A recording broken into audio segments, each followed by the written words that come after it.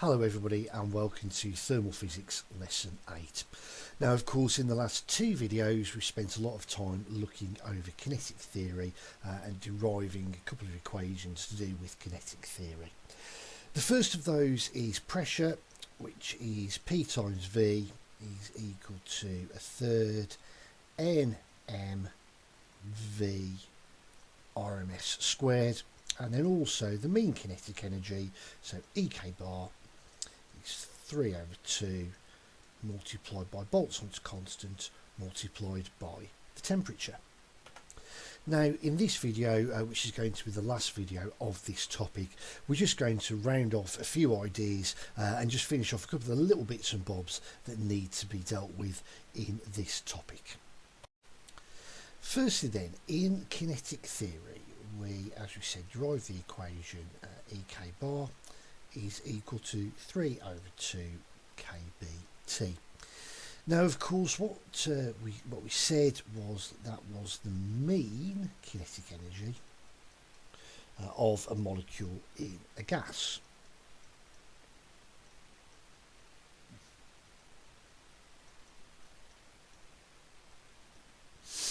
And of course that's the mean kinetic energy for just one of the molecules. Well, of course, if we want to calculate the total kinetic energy of all of the molecules in a gas, then the first thing we need to do is need to multiply it by the number we've got.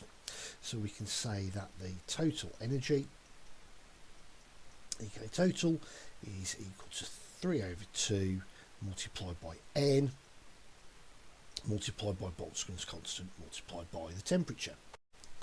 Now of course a couple of times over the videos we've had a look at this idea of measuring how much gas we've got. We've used capital N for the number of molecules. We can also use lowercase n for the number of moles as well. So once again, let's just remind ourselves that the number of moles is the number of molecules divided by Avogadro's number. So just remind ourselves, so this is the number of moles,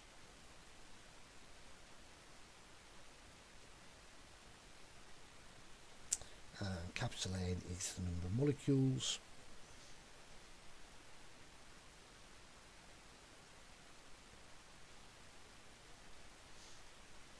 and Ma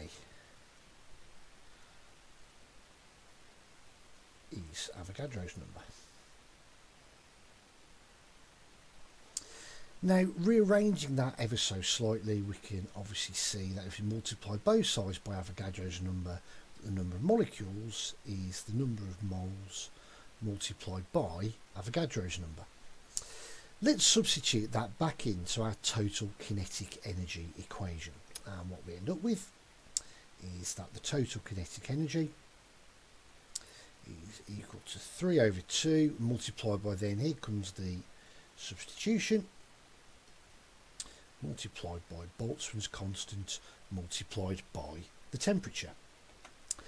Next then, let's just remind ourselves about another of the sets of constants that relate to each other, and let's go back to the definition of Boltzmann's constant, which was the ideal gas number, ideal gas constant, divided by Avogadro's number.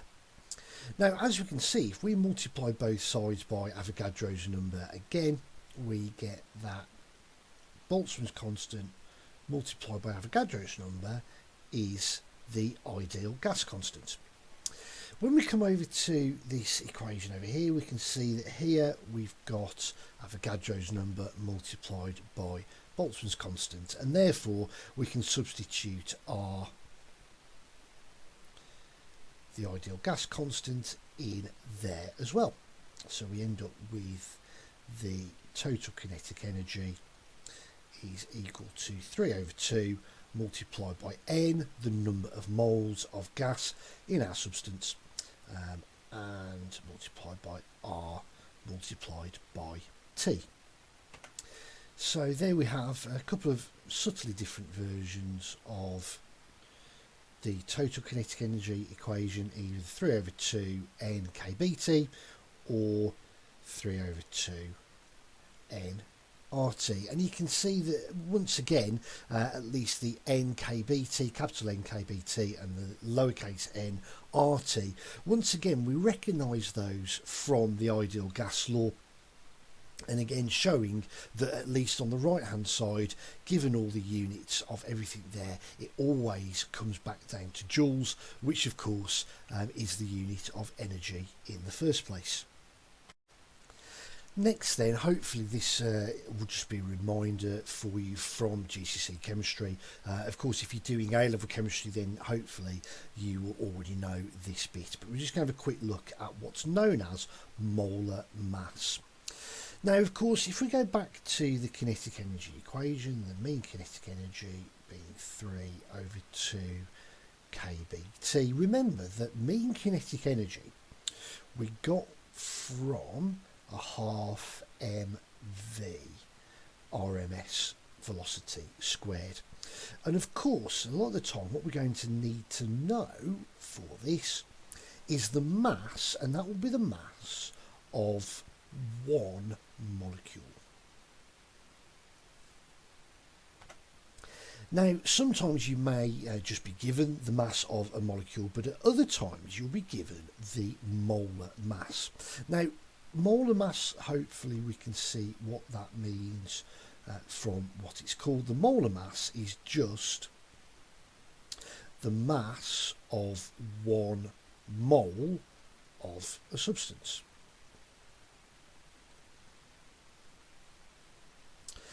Now, the key thing to be careful with whenever we're dealing with molar mass, it tends to be quoted in grams, whereas of course what we need for most things that we do in physics is going to be kilograms. So it's definitely something that we need to watch out for there. So just to give you an example of that, if we say that the molar mass of oxygen is equal to 32 grams. Now from that, if we wanted to calculate the mass of one oxygen molecule, how would we go about that? Well, of course, the first thing we would have to do is we would have to convert that into kilograms. So that would end up as 0.032 kilograms. And of course, what we then need to do is we need to calculate what the mass of one of them is. Now remember that in 1 mole there are Avogadro's number of molecules.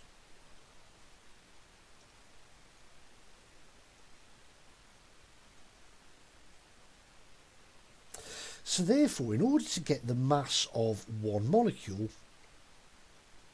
we're just going to do the molar mass, mR, divided by Avogadro's number. So mR here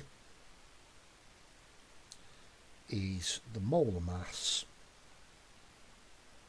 but remember that that has to be given in kilograms, whereas a lot of the time you'll see it written in grams. So just be very careful of that, because obviously that will give you a factor of 1,000 difference, factor of 1,000 out from your final answer if you don't do that correctly. So if we just give that a go for oxygen, then the mass of one molecule of oxygen, so the mass of oxygen will be 0.032, because that's the molar mass, divided by Avogadro's number, 6.022 times 10 to the 23, and that will give us an answer of 5.3 times 10 to the minus 26 kilograms. Finally then, I just want to tie density into this whole thing. Now, if we go back to the equation, PV is equal to a third NMV RMS. Let's just have a quick look at this bit here. Well, of course, what we've got here is the number of molecules multiplied by the mass of one molecule. Now, of course, if we take the mass of one molecule and multiply by the number of molecules we've got, the sum of that is the total mass. So the n little n bit there gives us the total mass. Now, of course, we've also got V on the left-hand side. So if we divide both sides by V, what we end up with is pressure is equal to a third. And I'm going to make sure I get these things in the right order. So we've got total mass. I'm just going to use capital M to represent total mass here, divided by the volume, multiplied by the RMS velocity squared. Now, of course, what we can see here, well, mass divided by volume is the definition of density. And therefore, we can also say that pressure is equal to a third times the density times the RMS velocity squared. Now, yet again, just like we had in the last video, just be careful here, that is a P for pressure. And that, of course, isn't a P, that's a rho for density. So again, just be careful. We do have, unfortunately, looking at the whole thing with this, we have momentum as P, we've got pressure as P, and we've got density as rho, which of course, depending on how you write it, may look devilishly similar to pressure. So again, just be extremely careful with the P's for pressure and momentum, and obviously the rho for density. When you write them out, make sure that it is clear exactly what's going on. So here then is a question, hopefully tying everything we've done over the last couple of videos together. So a cylinder of fixed volume contains 15 moles of carbon dioxide at a pressure of 500 kilopascals and a temperature of 17 degrees Celsius. Calculate A, the volume of the cylinder, B, the mean kinetic energy of a gas molecule in the cylinder, and C, the RMS velocity of the molecules. Now, the only piece of information you need on top of that is that the molar mass of carbon dioxide is 44 grams per mole, if we're being strictly correct. That's the only extra little bit of information you need. As usual, press the pause button, go away, calculate your answers, and come back when you think you're there. So let's have a look, obviously in a logical order. So for the volume, well, we need the ideal gas law here. So PV is equal to nRT. And bearing in mind that we're looking for volume, we can rearrange that to say that V is nRT over P. So let's start plugging some numbers in. Well, number of moles is given to us in the question, 15, multiplied by the ideal gas constant, 8.31. Now for the temperature, just be careful because it is given to you in degrees C, so we have to add 273 to get 290 Kelvin. And then we can divide by the pressure. 500 kilopascals is 500 times 10 to the 3. Calculator then gives us an answer of 0.0723 would be the next 0.072297 is what the calculator gives us. We should probably round that to two significant figures, so 0.072 meters cubed, or we could also say is equal to 7.2 times 10 to the minus 2 meters cubed if you really wanted to use standard form. I mean, to be honest, I personally wouldn't do standard form if it was 10 to the minus 2, but again, that answer will be accepted.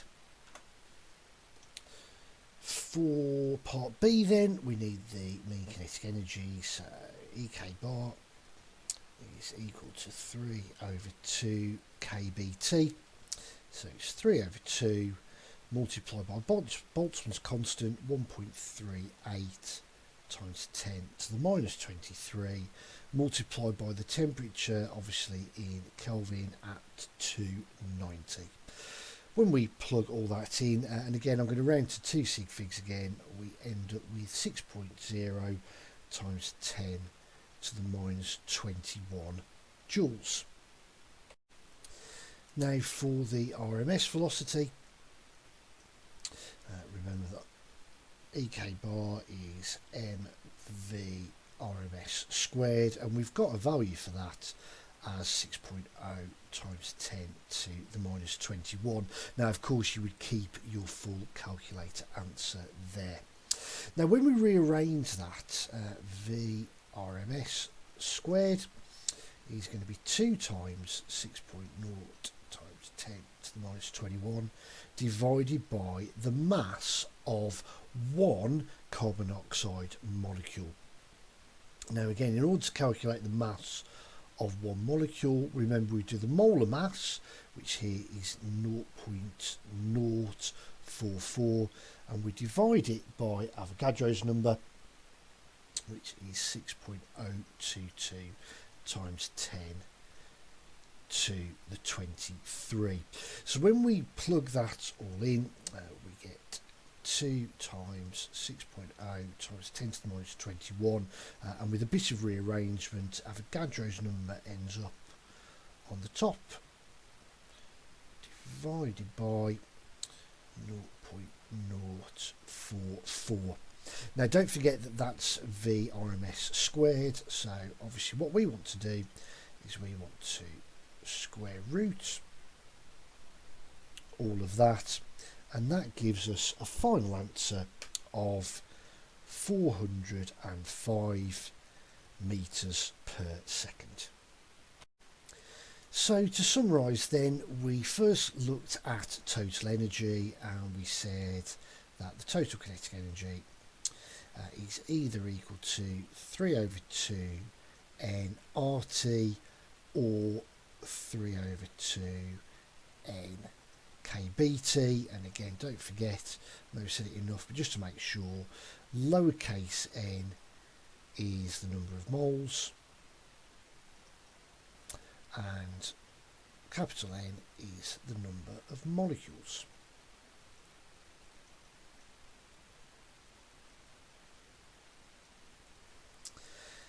Next we looked at molar mass, and the mass of one molecule is given by the molar mass divided by Avogadro's number. So mR here is the molar mass. Remember that needs to be in kilograms, and quite often it will be given to you in grams. So lowercase m here